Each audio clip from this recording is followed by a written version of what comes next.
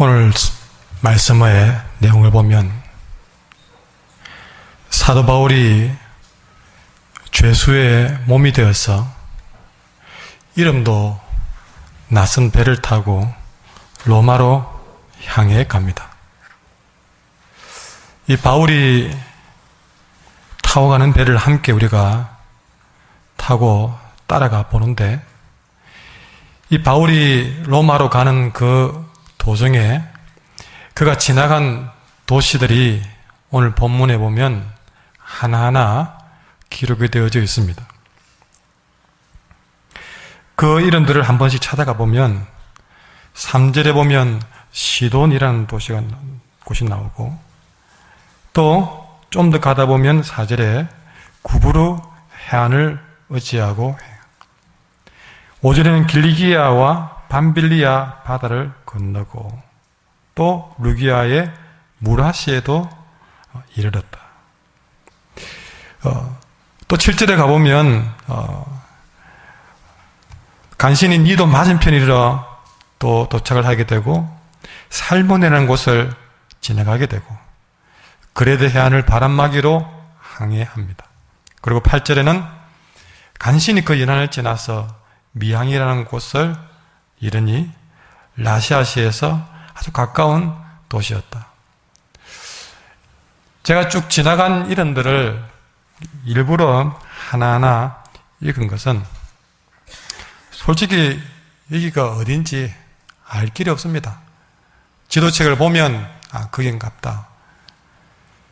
그런데 어쨌든 죄수의 몸이 되어서 바울이 배를 타고 이 지중해 해안을 가는데 거쳐간 곳이 이런 곳이었다 하는 것이죠. 아무리 봐도 낯선 도시, 이름도 낯선 해안. 그 길을 따라서 바울은 멀고 험한 로마로 향한 길을 가고 있는 것이죠. 근데 여러분, 지금 바울은 로마로 가고 있는데 이 사도행전을 자세히 보면 그 이전의 사도행전에 바울의 지나온 일들을 다시 한번 되돌아보면 바울은 이 로마로 갈 필요가 없는 사람이었습니다. 이 로마로 가는 바울은 지금 죄수의 모습으로 끌려갑니다. 다시 말하지만 무슨 크루즈를 타고 여행 가는 것도 아닙니다. 배낭 메고 자유여행 간 것도 아니었어요. 죄수의 몸이 되어서 황제 옆에 가서 심판받기 위해서 가는 길이었습니다. 그런데 그 앞에 내용을 보면 우리가 방금 읽었던 27장의 앞부분 26장 30절부터 보십시오. 거기 보면 이 바울이 아무리 봐도 지금 로마 황제 앞에 죄수로 가야 될 이유가 없다는 것을 이미 6장 30절부터 왕도 인정을 했고, 총독도 인정을 했고, 또 버니게라는 사람도, 또 주변에 있던 많은 사람들이 바울이 로마로 가되 죄수로 갈 필요가 없다는 것을 인정해 놓은 상태예요. 무슨 말이냐면 자세히 보십시오. 왕과 총독과 버니게와 주변의 사람들이 밖으로 나가면서 하는 말이 그렇습니다. 바울 두고 하는 말이에요. 이 사람은 사형을 당하거나 감옥에 갇힐 만한 짓은 하나도 하지 않았구나. 그때 아그리빠 왕이 하는 말이, 아그리빠 왕이 베스도라는 사람에게 32절에 이렇게 말합니다. 이 사람이 아무 죄도 없는데 황제에게 상소만 하지 않았더라도 그냥 놓아주면 될 사람이었다. 그렇게 이야기합니다. 이 바울을 죄수가 아니라 그냥 놓아줘도 아무 문제가 안 되는 사람이었다. 다시 말하면 로마로 죄수의 몸이 되어 갈 이유가 하나도 없는 사람이었다. 이걸 제가 여러 번 강조합니다. 자, 그렇게 갈 이유가 없는데도 불구하고 왜 그러면 바울은 지금 죄수의 몸이 되어서 그 고생의 길을 가야만 했느냐 하는 것이에요. 우리는 그것을 앞에 조금 넘기시면 23장 11절 말씀, 누가 한번 큰 소리를 읽어주시기 바랍니다. 23장 11절 누가 읽어주십시오. 그날 밤에 주께서 바알 곁에 서서 이르시되 담대하라 내가 예루살렘에서 나의 전 이를 성언한 것 같이 로마에서도 성언하여야 하리라 하시니라. 아멘. 하나님이 바울에게 나타나서 바울아, 내가 지금까지 한 것처럼 로마에도 가서 내 증인이 되어야 되겠다. 그 한마디가 너 로마에 가야 되겠다. 로마에 가서 거기서도 똑같이 복음을 전해야 되겠다 하는 주님의 명령, 바울이 받은 사명, 그 하나 때문이었습니다. 그가 로마에 있는 황제에게 죄수로 가는 이유는 황제에게 가서 나는 죄가 없어요, 무죄 판결을 받으러 가는 길이 아니라 분명하게 기록했듯이 로마에 가서도 정언해야 되겠다, 주님 말씀을 전해야 되겠다라는 복음 전하는 길, 그 이유 외에는 아무것도 없었다는 것이죠. 그러나 그렇게 로마로 가는 길은 무슨 배를 타가면서 갈매기하고 얘기하고 저 먼 계곡을 보면서 섬을 보면서 멋지다 아름답다 카메라에 담고 셀카를 찍고 그렇게 가는 길이 아니라, 여러분 우리가 그 시대의 죄수영화를 보면요, 인간 취급도 안 합니다. 그 배에 가장 비참한 곳에 묶어놓고 얼마나 고통스러운 항해를 하는지 몰라요. 이렇게 로마로 가는 길은 결코 바울에게 편안한 길이 아니라 참으로 험한 길이었습니다. 오늘 본문에도 보면요, 그가 가는 길을 이렇게 표현했습니다. 9절에 보시면, 27장 9절에 보시면 여러 날이 걸려 금식하는 절기를 만났습니다. 하필 그때가 금식하는 절기가 되어가지고 항해하기가 위태로운 길이었습니다. 가장 금식을 많이 한 시기라서 배를 탈 상황이 아니었던 것이죠. 그리고 앞으로도 그 길은 14절에 보시면 유라굴라로 되어 있지만 광풍해진다. 우리가 알고 있는 것은 태풍입니다. 태풍이 기다리고 있는 길이었습니다. 그가 가는 길이 얼마나 힘들고 어려운 길이었는지 바울은 고백하기로 20절에 보시면 여러 날 동안에 해도 보이지 않고 별도 보이지 아니했다. 태풍을 만났는데 몇 날이 되어도 해도 별도 보지 못했고 큰 풍랑이 그대로 있어가지고 태풍이 그치질 않아서 구원의 여망조차 없는, 한마디로 죽었구나 하는 생각밖에 들지 않은 길이었던 것입니다. 무엇보다 자신이 가는 그 길에 닥칠 이 위태로운 것이, 여러분 10절에 보시면요, 말하되 여러분이여 내가 보니, 바울은 그 길이 내가 보니, 고생길이 내가 보니, 훤히 딴 사람은 몰라도 바울의 눈에는 보였어요. 여러분 때로는 내 눈에 이 길이 정말 고생스럽겠다 그렇게 직감하는 그런 길이 있습니다. 바울은 정말 그 길이 굉장히 위험한 길이라는 생각을 직감했습니다. 내가 보니. 가다가 알지 못하고 고생을 만난 것이 아니라, 고생될 줄 모르고 간 길이 아니라 고생될 줄 뻔히 알고 가지 않아도 될 그 길을 바울은 갔다는 것을 오늘 보게 됩니다. 이걸 알고도 바울은 그 길을 피하려고도 하지 않고 그 길을 가는 것을 망설이기도 않고 우직하게 그 로마로 가는 뱃길을 탔다는 것입니다. 이유는 딴 게 아닙니다. 그 길은 바울이 꼭 가야 할 길이기 때문입니다. 가야 할 길이기 때문에 내가 그 길을 가지 않으면 안 되겠다는 사명이 주어졌기 때문에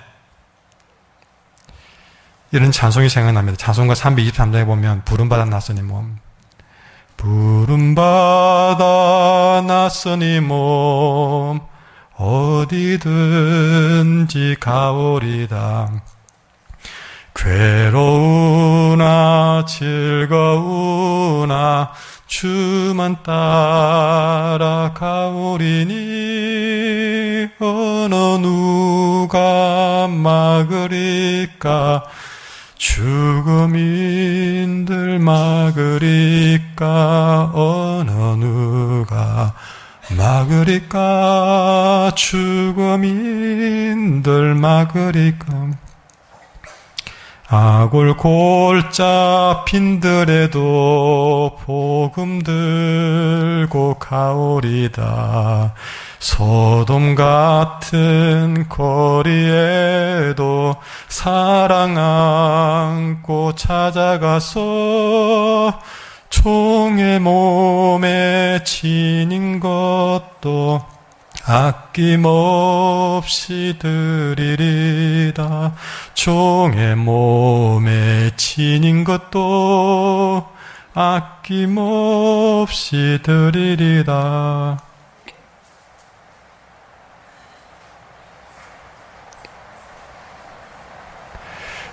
그 길 가라고 부름을 받아서 나선 길이라서 바울은 고생이 될 줄 알고도, 그 길에 아골골짝 빈들일 줄 알고도, 소돔 같은 거리일 줄 알고도, 그것이 죽음인 줄 알고도 그 길을 알고도 간 것이죠. 근데 이유는 거기 가서 무슨 명예를 얻겠다는 자기 자신을 위해서가 아니고 오로지 주님이 가라고 하시니까, 주를 위해서, 거기서 정언해라 하니까 복음을 위해서, 로마에도 영혼이 있으니까 그 로마에 있는 영혼들을 위해서 단지 그것 때문에 안 가도 될 그 길을, 고생이 뻔히 보이는 그 길을 갔다는 거예요. 그럼 중요한 것은 이 맥주 감사주를 맞이해서 바울의 눈에는 로마가 보였습니다. 그러나 바울이 그 위험 가득한 산을 넘고 거센 폭풍으로 위태로운 바다를 헤치고 나가서 그렇게 한 걸음 한 걸음씩 로마로 갔지만 그 바울의 여정의 끝은 로마가 다 아니었던 것 사실이죠. 사도행전은 로마까지 가는 바울만 기록했지만 저는 그 말씀을 보면서 중요한 것은 그 로마도 넘어서 수천 년의 세월을 흘러 울산 땅에 있는 나에게까지도 이 복음이 왔다는 사실입니다. 이 바울의 그 고난의 여정의 끝자락에 로마만 있는 것이 아니라 우리도 있더라는 사실이죠.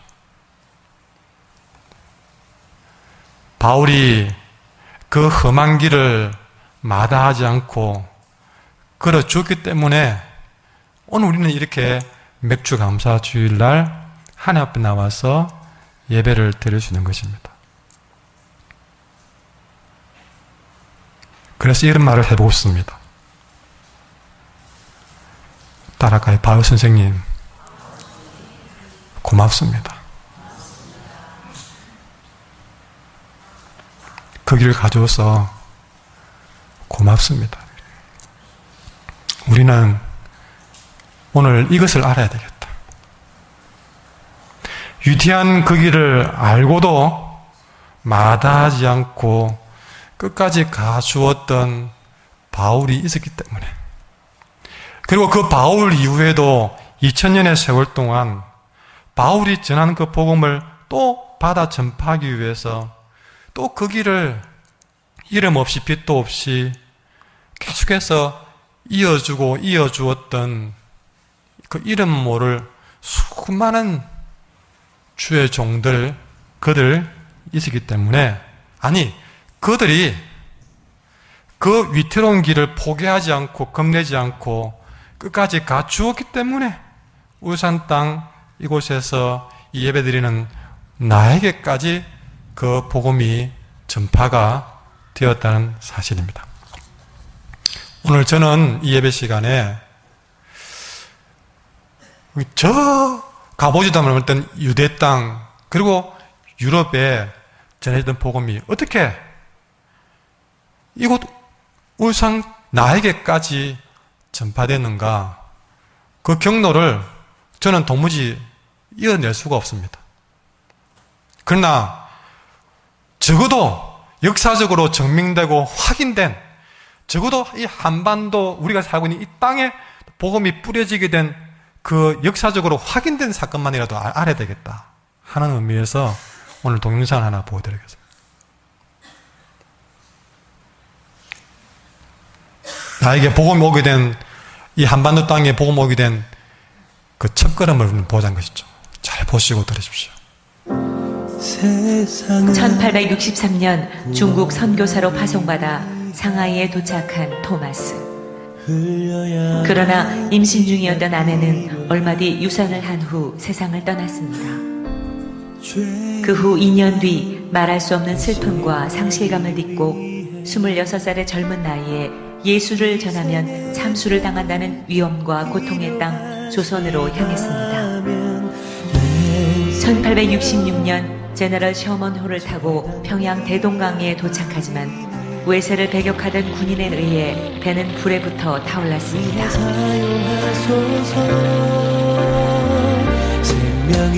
다급해진 토마스는 뱃머리로 올라가 성경을 뿌리기 시작했습니다. 결국 그는 마지막 성경 한 권을 가지고 무트로 올라와 자신을 죽이려는 박충권에게 성경을 건네주려 하지만 거절당했습니다. 그리고 얼마 동안 최후의 기도를 드린 후 그 자리에서 목배임을 당해 순교하였습니다.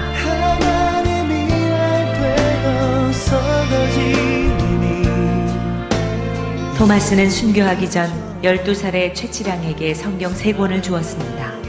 그러나 겁이 난 최치량은 이것을 평양 영무주사 박영식에게 건네주었고, 박영식은 이 성경 3권을 가져가 자기 집에 도배를 하였습니다. 훗날 최치량은 박영식의 집을 구입해 여관으로 사용하였는데, 선교사 마텟과 그램함 리가 복음을 전하기 위해 평양에 찾아와 최치량의 여관에 머물렀습니다. 얼마 후 최치량은 마텟으로부터 세례를 받게 되고 성경을 찢어 도배하던 박영식도 감동을 받아 예수를 믿게 되었습니다. 결국 그의 집이 예배 처소로 쓰이게 되었는데, 이것이 바로 평양 최초의 교회인 널다리골 교회입니다. 토마스를 죽인 박충권은 널다리골 교회의 종소리를 들을 때마다 괴로움을 견딜 수 없어 마텟을 찾아 참회를 하고 예수를 믿고 영주교회의 영수가 되어 평양 땅 부흥에 헌신하였습니다. 널다리골 교회는 성장하여 장대제 교회가 되고 이후 그 터 위에 더욱 큰 교회를 지었는데, 그것이 바로 1907년 놀라운 평양 대부흥운동이 일어난 장대현 교회입니다. 1866년 대동강에서 순교한 한국 최초의 개신교 순교자 로버트 토마스. 복음을 알지 못하는 조선인들을 향해 뜨거운 사랑과 열정을 가졌던 사람. 죽음을 두려워하지 않고 담대히 예수를 전했던 사람. 하나님께서 결코 자신의 죽음을 헛되이 하지 않을 것임을 믿고 기쁨으로 순교한 사람. 그야말로 진정한 예수의 사람, 진실한 크리스천이었습니다. 오늘 우리도 그와 같은 믿음을 갖게 하소서. 나는 크리스천입니다.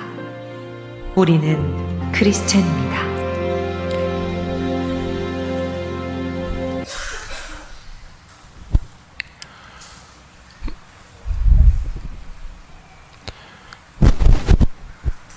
중국에서 선교를 하다가 아내를 잃고 20대에 상실한 상황에서 다시 그를 일어나게 만든 것은 조선 선교에 대한 꿈이었습니다.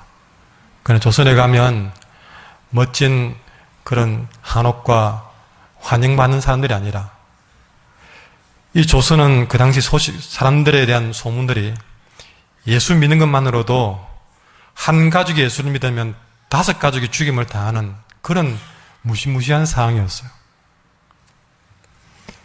어떻게 하면 복음을 조선에 전할까 했을 때에 사람들은 만류했습니다. 안 됩니다.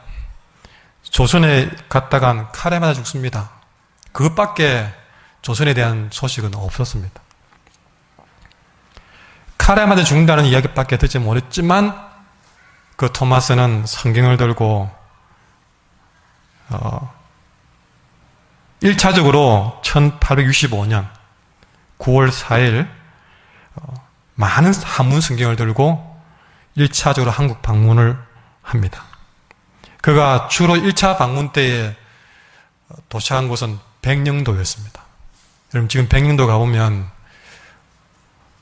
섬 주민의 거의 대부분이 기독교인들입니다. 근데 거기에 이 토마스는 건 500권 이상의 성경책을 부리게 됩니다. 그리고 그가 돌아가고 난 다음에 백령도에서는 주민들에게 성경책을 회수하라고 그랬는데 그때 회수한 성경책마다 99권이었으니까 더 많은 성경책이 이미 백령도 주민들이 뿌려졌다는 얘기예요. 그리고 1년 뒤에 토마스 선교사는 마침 여러분이 역사 공부를 하면 제너럴 셔먼호라고 미국 상선이 마침 평양으로 간다는 이야기를 듣고 너무나 기쁜 나머지 또 성경책을 하나를 안고 그 셔먼호에 탔습니다.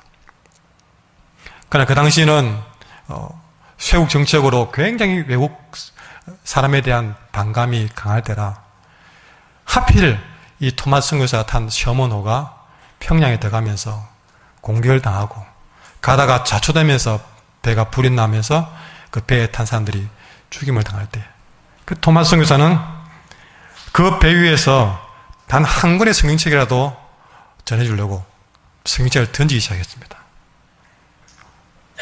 그 당시의 발음으로 야소, 야소 믿으시오, 야소라고 소리지면서 성경책을 던졌습니다. 그리고는 이 토마스가 배에서 뛰어내렸습니다. 그때 붙잡혀서 이 토마스는 박충권이라는 사람에 의해서 바로 목이 잘리게 되는데 그때 잘리기 직전에 잠깐만 하면서 보따리를 박충권에게 안깁니다. 칼을 들고 죽이려고 하다가 토마스가 내민 보따리를 얼떨결에 받아든 이 박충권. 그러나 결국 박충권은 이 토마스를 못 빼게 되는데 그때 순간적으로 토마스가 기도한 것은 하나님, 이 사람은 자기가 하는 일을 모르니 용서해 주십시오. 이 일로 조선 땅에 뿌린 복음의 열매로 맺게 해주십시오 하고 마지막 기도를 하고 순교의 피를 뿌렸습니다. 그러나 이 토마스가 죽고 난 다음에 33년이 지났어요. 1899년 어떤 한 사람이 마페 선교사를 찾아왔습니다. 울면서 소리칩니다. 선교사님, 도무지 이대로는 못 살겠습니다. 당신 누구세요? 제가 토마스를 죽인 박충권입니다. 그때 토마스가 죽어가면서 제게 주었던 작은 보따리가 있는데 그것은 성경책이었습니다. 그것을 읽고 내 마음이 찔려서 이렇게 선교사님을 찾아왔습니다. 어떻게 하면 좋을까요? 여러분, 아까 우리가 보았지만 바로 그 박충권 씨가 토마스 선교사를 못 빼었던 박충권 씨가 교회를 세우는 장로가 되고 또 아까 말씀드렸던 이 마페 선교사가 머물렀던 그 여관 거기도 역시 토마스가 주었던 성경책이 그냥 아무렇지도 않게 그 집에 도배지로 사용됐다가 그 여관만 둘러가는 사람이 있으면 그 도배지로 사용된 성경책을 읽고는 어느 누군가는 예수를 믿고 또 어느 누군가는 교회를 세우고 이렇게 알게 모르게 한 명, 두 명 그냥 도배된 그 성경책으로 인해서 토마스가 준 성경책이 도배가 되어서 때로는 박영식이라는 사람이 때로는 최치량이라는 사람이 때로는 홍신길이라는 사람이 그리고 그의 동생도 또 김영섭이라는 사람이 황병대라는 사람이 김종건이라는 사람이 이런 수많은 사람들이 토마스가 뿌리는 그 성경책으로 인해서 예수를 믿어 이북 지역의 평양 대부흥운동에 초석이 됐다는 사실이에요. 여러분, 그것이 이제는 온 한국 교회의 밑거름이 되어서 여러분 드디어 우리들에게도 복음이 전파가 된 것입니다. 만약에 토마스가 조선에 가면 칼밖에 없다, 그게 두려워서 가기를 포기했다면, 박충근 등 최씨랑 가는 사람들이 이 조선 땅에서 예수 믿으면 죽는 것이 겁이 나서 그들이 예수 믿기를 포기했더라면, 여러분, 우리는 과연 예수님 옛자라도 알 수가 있을까요? 그 밖에도 말로 다 알 수 없는 수많은 사람들이 한국 교회의 초석이 된 것입니다. 그런데 이 사람만 있는 것이 아니라 저는 또 한 사람을 소개하려고 합니다. 우리가 살고 있는 이 남쪽 경남 지방, 이 지역에 주로 복음을 전파했던 단체가 있어서, 특히 좀 더 이제는 평양이라면, 이제는 우리가 살고 있는 지역에는 복음이 어떻게 전파되었는가, 그 경로를 말씀드리려고 합니다. 주로 이 지역은 호주 지역의 선교회에서 감당이 됩니다. 사진 보이세요? 이 사진에 나오는 사람은 호주 선교사 데이비스 선교사인데요. 1889년 10월달 한국 선교에 대한 소식이 전달되면서 호주 지역에서 이 데이비스 선교사의 남매가, 그 다음 사진 보십시오. 남매가 한국 선교에 자원합니다.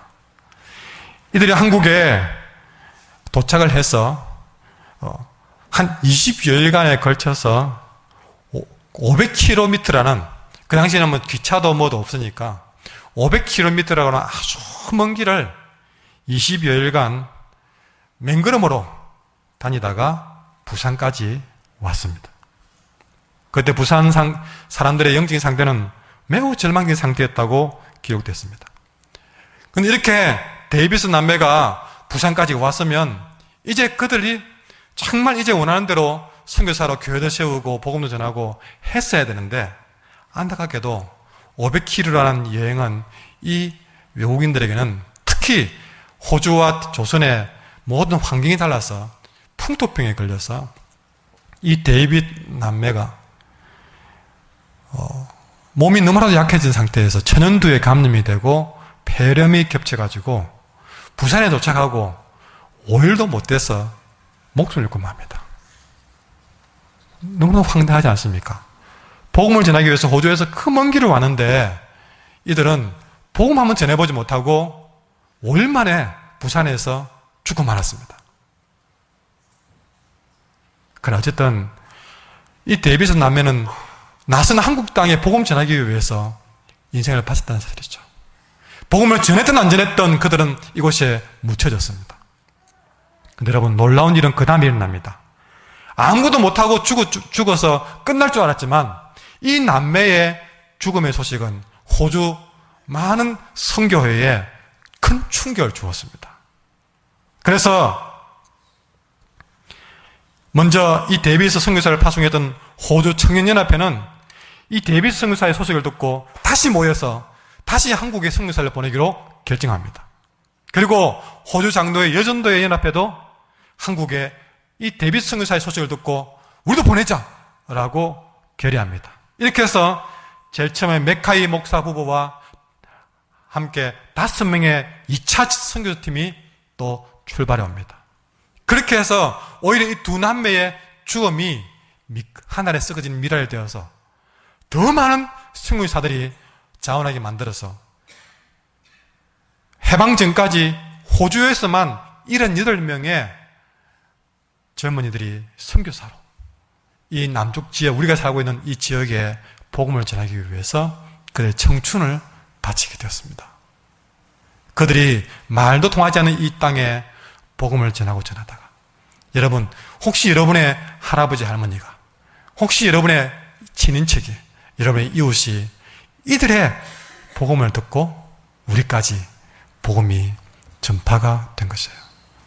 만약에 이 데이비스 남매가 그 먼 길, 호주와 대한민국이 얼마나 먼 길입니까?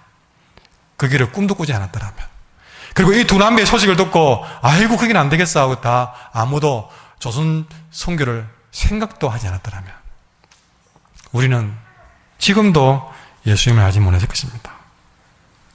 그리고 이 조선 땅에 복음이 들어왔어도 나에게 그 복음이 전달되기까지는 말로 다 표현하지 못할 숱한 사연들은 더 많이 있습니다. 그중에 우리가 잘 알고 있는 주기철 목사님의 순교는 또 우리가 잊지 못할 일입니다. 일제 강점기 시절에 일제의 그 모든 그 권력들은 이 땅에 기독교가 전파되지 못하도록 그들의 모든 권력을 다 동원했습니다. 민자들을 감옥에 가두고 심지어는 그 해방될 점에는 온 기독교인들을 몰살할 계획까지도 잡았습니다.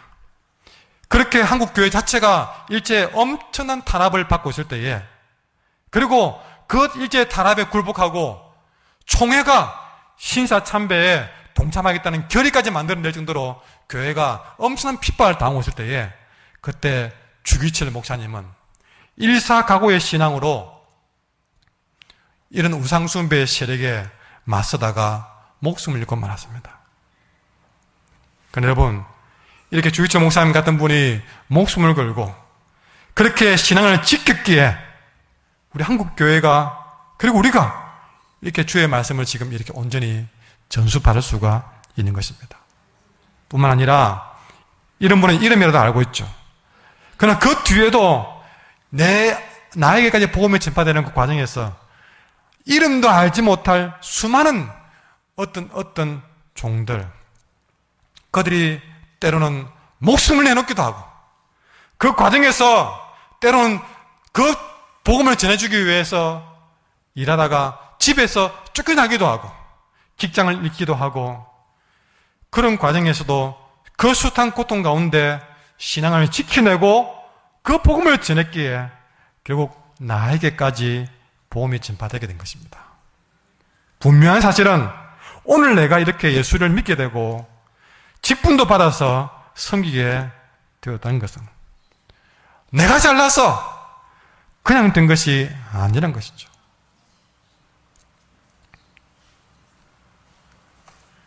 그냥 된 것이 아니다.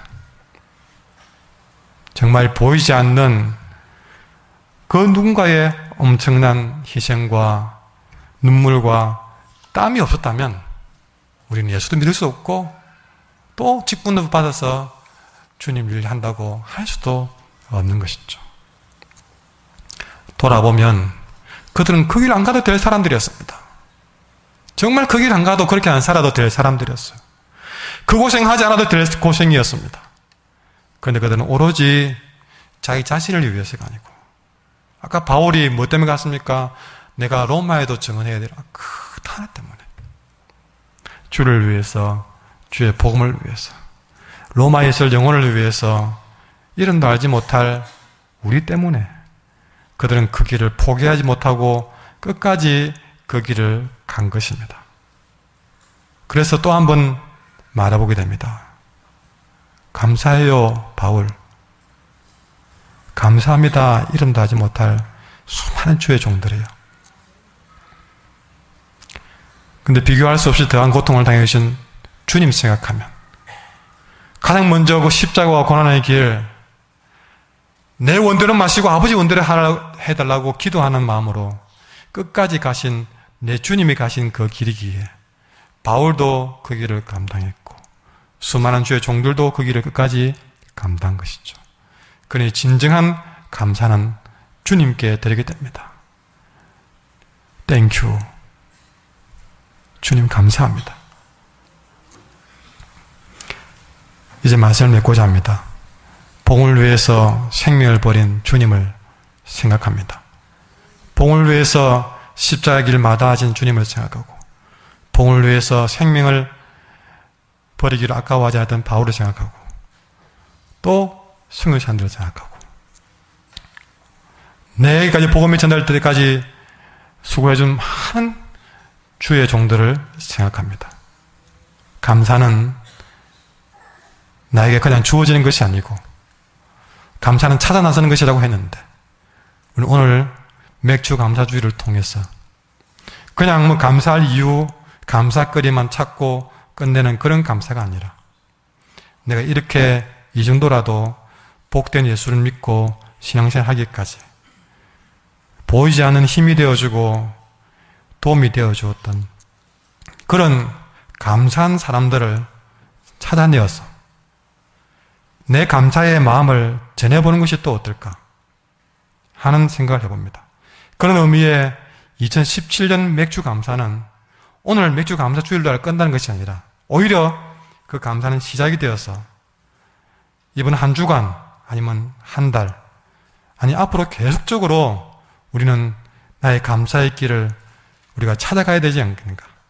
그래서 그들마다 감사합니다 바울, 감사합니다 아무개 그렇게 우리는 끊임없이 그 감사의 의미를 되새기는 그런 한 주간이 되기를 간절히 소망하면서 또한 우리 자신도 그 누군가에게 한 바울이 되어 끝까지 주의 복음을 전가할 수 있는 주님의 길을 가야 될 줄 믿고 이 시간 찬송하겠습니다. 495장